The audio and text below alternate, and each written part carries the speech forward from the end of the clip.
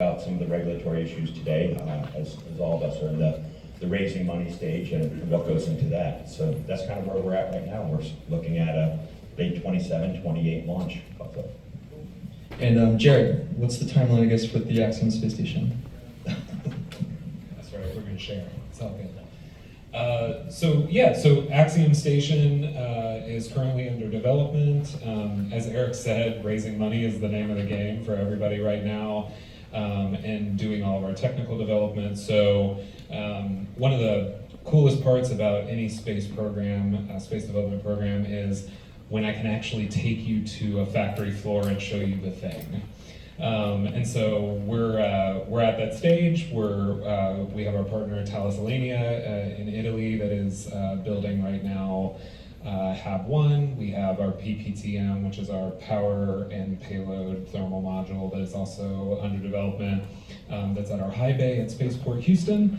And so we're in the process of getting all those pieces developed, and as Joey said, we'll launch our first module to the International Space Station before becoming a free flyer in the latter part of this decade.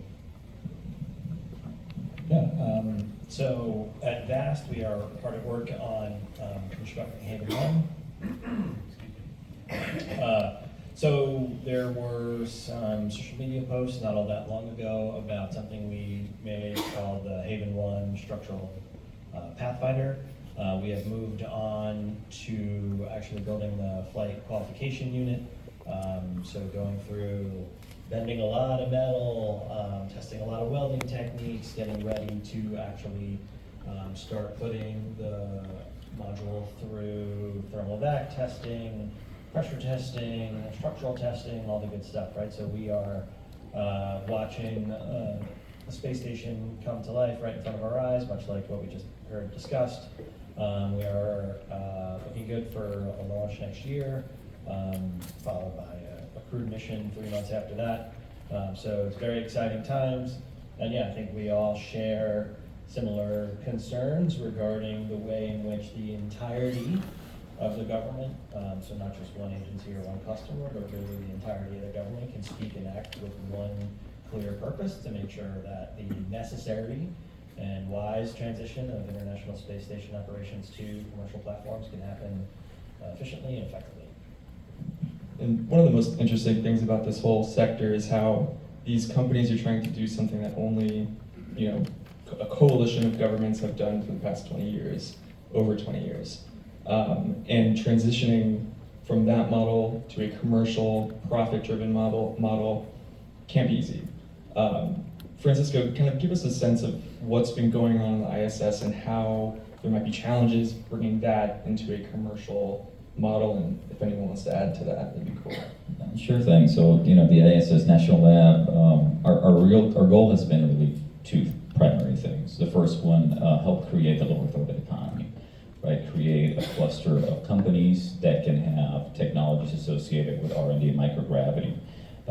To date, we have over 36 companies that now provide services to the ISS as part of either a commercial service provider or an implementation partner. The second aspect of what we've been doing is help maximize the use of this fantastic asset that is the ISS, right? We have backlog of projects. We have record submissions for concept projects for our technology development solicitation. This past year, we launched the first ever Igniting Innovation solicitation, which is our first multi-year, multi-million-dollar, multi-flight awards.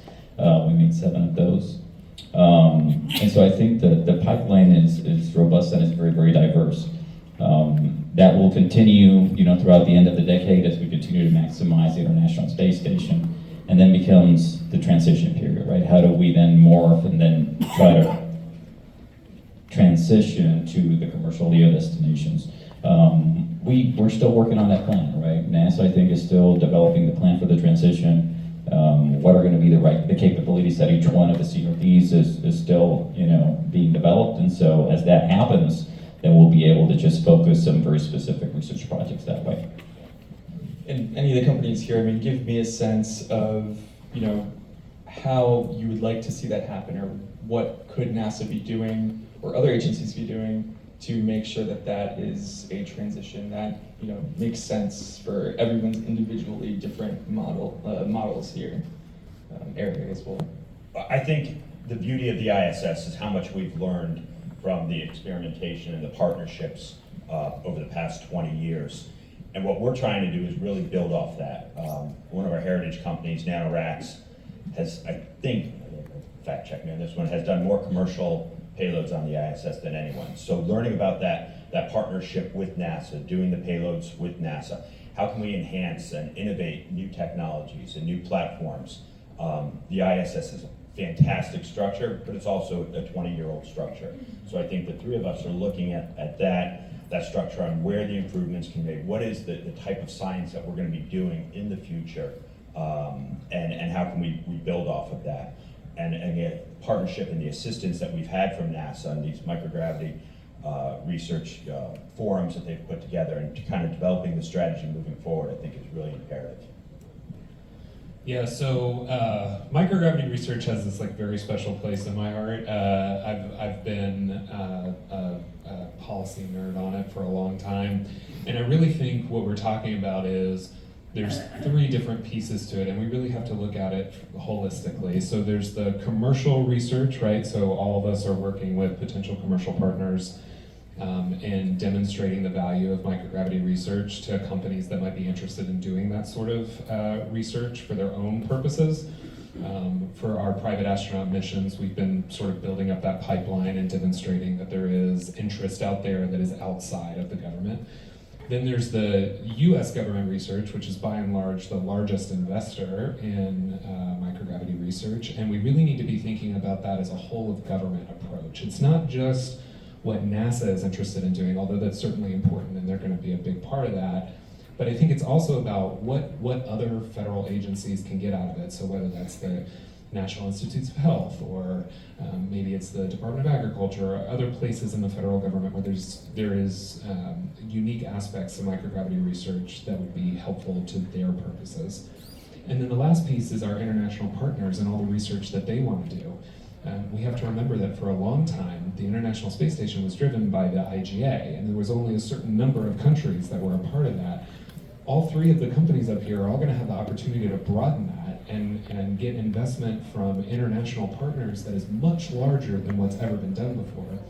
And one thing that we know about science is the more access that you have, the better the chances are of making groundbreaking discoveries. And so we all want to be enabling that through broader policy that's not just about what the United States is doing. Yeah, well, I guess I'll come at it from a different angle, since I think a lot of the research subjects were addressed pretty well. Thinking about it from a macro level with respect to the question of enabling the transition, right, we want to make sure that a program is executed in such a way as to have confidence that the long-term success of some sort of transition is, let's say, executed in a way as to assure the highest probability of success. So I think there's a couple features associated with that, right? One is to take some lessons from both COTS and for cargo transportation, which later became CRS, and commercial crew, are trying to, at least in the beginning, have multiple providers, or at least keep as many providers as alive for as long as is feasible, to give you the most confidence that you'll have a viable partner in the long term, if not multiple, then at least one.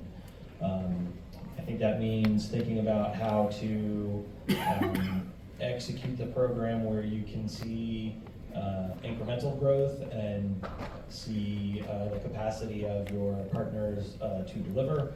And I think the other part, which we heard NASA talk about in a different forum, they use the phrase, not a gap, but a dip, right? Recognizing that on day one, you won't necessarily be able to accomplish all of the same research goals and objectives that you can accomplish now, but you will be able to grow into that capacity. I think there's a lot of wisdom in that kind of thinking, and what it means is to be committed to staying the course as you transition from that period where, okay, you don't have a gap, but you have a dip, and then you'll grow back into your full capabilities. Don't lose lose heart over the quality of the capabilities that commercial. Has Axiom or Voyager, or anyone on this panel, talked to other agencies other than NASA on how they could use the space stations? I can start with that one. So as part of the National Lab, we have established relationships with a lot of other government agencies. So we have a long-standing partnership with the National Science Foundation. We've been working with them for over 6 years, flying NSF-sponsored research. Similarly, we have relationships with the National Institute of Health. So NIH is also another one of our customers. We've had DoD customers as well. So there is interest, I think, from other government agencies as well that needs to be leveraged into the whole of government approach. I completely agree, right? I think it's, as we look into the future, it's not just NASA. It's from a U.S.-based perspective, is how can we leverage the entire U.S. government? And we're doing a little bit of that, right, by utilizing, strengthening these partnerships. But certainly there is a lot more that can be done in the future with other partners like, Department of Agriculture or Department of Commerce. We've engaged NIST recently as well. So there's a lot of that effort ongoing, at least on the side of the National Lab, for them to learn, right? Because a lot of the difficult part is changing the mindset of a ground-based research, right? You think about a national lab and you're thinking kind of a large Department of Energy ground-based facility where you get the opportunity to iterate on projects over and over again without a significant change in cost.